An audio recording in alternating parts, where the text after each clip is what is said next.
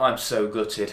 I've just recorded this whole video and it turns out I didn't press the record button. What is up guys, it's Jack again here with another video, and today I want to talk to you about how to negotiate below market value property deals.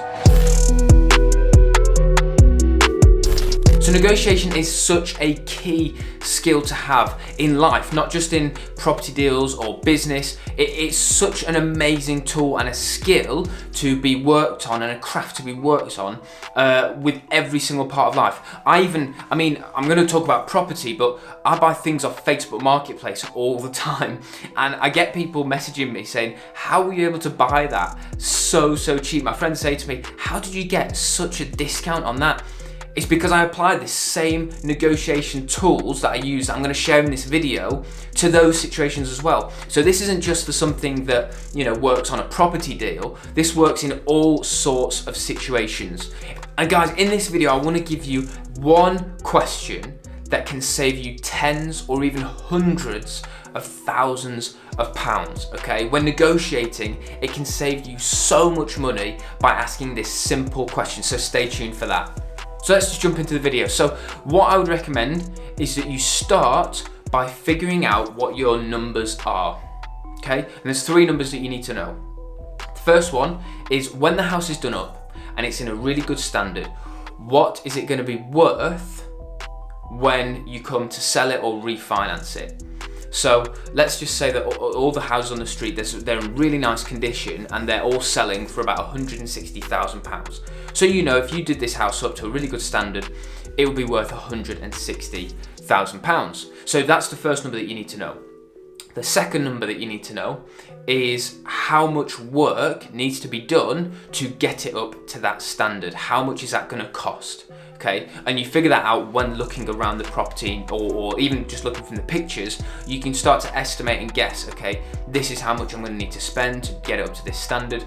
So that's one cost. And then once you figure those two out, you're able to figure out in your head how much you are willing to pay for the house. And that is the number that you need to work towards getting when negotiating your property deal. So those are the three key numbers that you need to know. So you're at the viewing, this is what I'd recommend to do. Get there a little bit early. This is just some viewing tips. Get there a bit early so that you're able to assess a little bit from the roof line, from the roof, how are the tiles, the chimney, the guttering, the windows, the front door, all those kinds of things. Cracks in any of the, does any of the brickwork need repointing? Any of that stuff. So you just need to get that sorted. But then when you go in and you speak to the owner, you speak to the vendor, this is what you need to do. You need to ask two types of question. First type of question is about the property.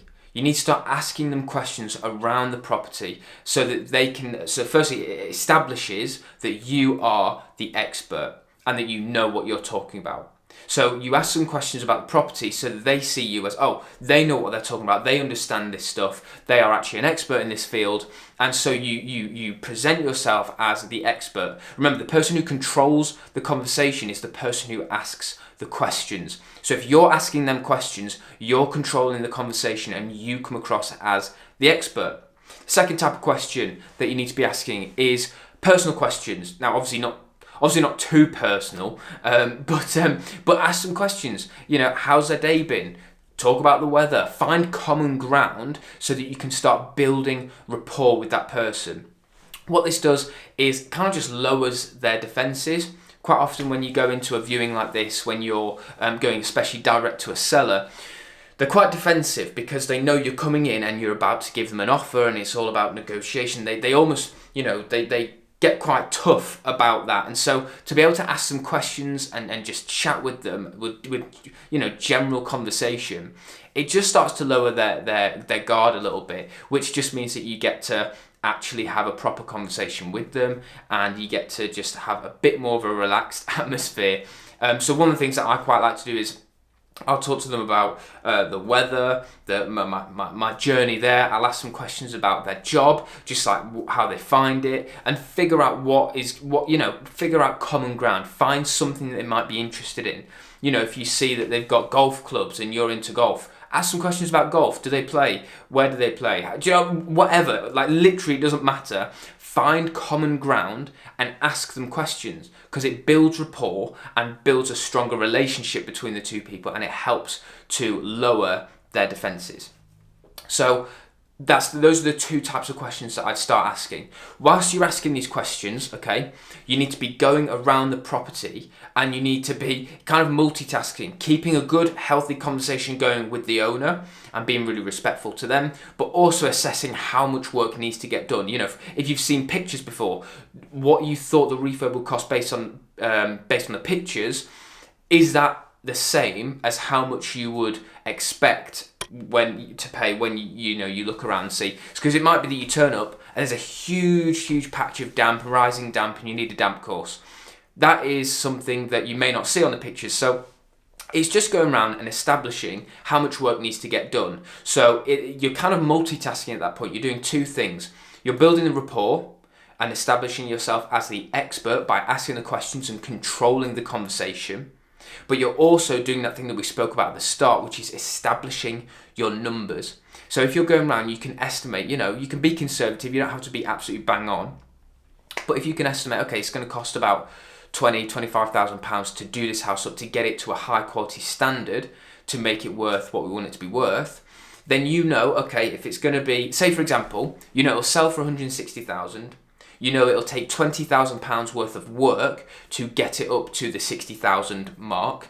Then realistically, personally, I wouldn't want to be paying any more than £100,000, because then you've got the 25% equity, you've got £40,000 equity to either refinance it onto a buy-to-let mortgage, or you can sell it and make a £40,000 profit. So that's kind of what you've got to be thinking in your head while still controlling the conversation. It feels like quite a lot, but when you get into the habit of it, you get into the routine of it, you start to understand how best to do this and how it works, and you just get better at multitasking. Also, this is helpful if you are viewing a house with the owner off the back of a call off Rightmove. You will most likely have been able to see pictures before you go in, so you can kind of get a rough idea anyway, so you just go in and confirm what you'd already thought. So again, you're just working out those numbers. Now here's that question that I wanted to share with you guys. It's a question that I've used when I've been speaking to owners and sellers to negotiate a discount, and it's been so good. It works such a treat. It works from my experience, it's worked every single time to get an incredibly discounted price straight away. So you ask this question and straight away it drops the asking price. And this also, actually, by the way, I said before, I do this on Facebook Marketplace. This is exactly what I do when I'm buying things from people. I say this exact thing, and it honestly just saves me so much money. And basically what you do is you ask this question, and they'll give you a new number, and that's what you start to negotiate from. So this is the question, it's this. What is the lowest you could accept, but still be happy with? Now you ask that question and you stay quiet. Because if I ask the question, would you accept £110,000? And they go, no. That's kind of hard to recover from. That's pretty difficult to get back on the back. You're a bit on the back foot there, and so it's quite difficult to start the negotiation and be, like I said, controlling the conversation. So what you need to be doing is asking open-ended questions, so that forces them to give them a response that's not just yes or no. So the question that I always ask is, what is the lowest you could go and still be happy with? And then if you stay completely quiet, they literally will not be able to help themselves but give you a number, even if they try and delay it a little bit. I'm buying a house at the minute, and I was speaking to the owner, and I asked him this question: what is the lowest you could go and still be happy with? And he kind of beat around the bush. Well, I'm not too sure. I mean, this is a house that we really care about, and I'm not really sure. But I just stayed quiet. It would have been easy for me to then go, well, okay, well, would something like £110,000 work for you? And straight away I'd have lost. Okay, the key to this, right? The key to negotiation. This is a rule that works so well. Always remember this. If you take away nothing from this video, take away this question and this rule. What is the lowest you could go and still be happy with? And the second rule is the first person to say a number loses. The first person to say a number loses. That is just the rules of negotiation. If you say a number, you lose. If they say a number, they lose, because they give you the low amount that we can then start working from. So you ask them that question, what's the lowest you can go and still be happy with? So let's say, in fact, an example, I've got a house I'm buying at the minute. They said, I don't want less than £120,000. And I looked around, I spent time with them, I built rapport with them, I asked personal questions, I asked questions about the property, we just spent a bit of time together, and then I said to him, look, what is the lowest that you could go and still be happy with? And I stayed completely quiet. And he said, to be honest, I could probably do £100,000. If we were going to shake on it today, I could do £100,000. Straight away like that, I've saved £20,000. £20,000 just by asking a question. And that new number is then what you start negotiating from. Because they're not stupid either. When somebody says, what's the lowest you could go still be happy with, they'll still leave some wiggle room to start negotiating from. So he said £100,000. I wanted it for 95. Okay, and this is another rule that I'd say. Always be a little bit embarrassed by the amount you are offering. If you're not embarrassed by how low your offer is, it's not low enough. Okay, so if you want to get a really good price, a really good below market value deal, you need to offer very, very low. So he's already said he'll take £20,000 less than asking price. And I said to him, look, I'm really sorry, but I don't want to offend you, but I wouldn't be able to give you £100,000. I totally understand why you would want £100,000. However, for me, unfortunately, I wouldn't be able to give you £100,000, and I'd love to give you an offer, but I wouldn't want to offend you. That's quite often the kind of the along the lines of what I'd say. And by saying, I want to give you an offer, but I don't want to offend you, it draws them in. Every single time I've said that, they've gone, well, okay, well, what would you offer? If you're going to, what would you offer? What would you offer then? I want to hear your offer. And then you give them the soft offer, is what it's known as. So you kind of give them an if offer.